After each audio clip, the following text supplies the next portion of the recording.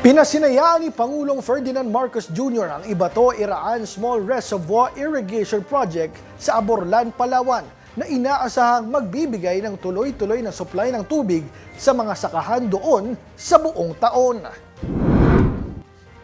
Ayon sa Pangulo, makatutulong ang proyekto upang mapataas ang ani ng palay at gulay, mapalaki ang kita ng mga magsasaka at mabawasan ang epekto ng pabago-bagong panahon sa agrikultura. Ang 886 million peso project ang pinakamalaking irrigation facility sa Palawan. Sa pamamagitan nito, magkakaroon ng sapat at maaasahang supply ng tubig sa buong taon para sa mahigit 1,000 ektarya ng lupang sakahan dito sa Aborlan.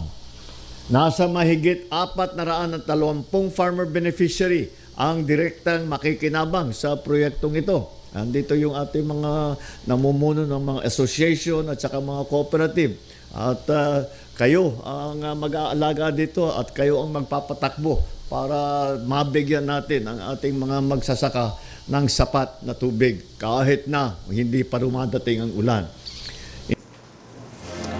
Dagdag pa ng Pangulo, bahagi ito ng modernisasyon ng sektor ng agrikultura sa pamamagitan ng paggamit ng makabagong teknolohiya.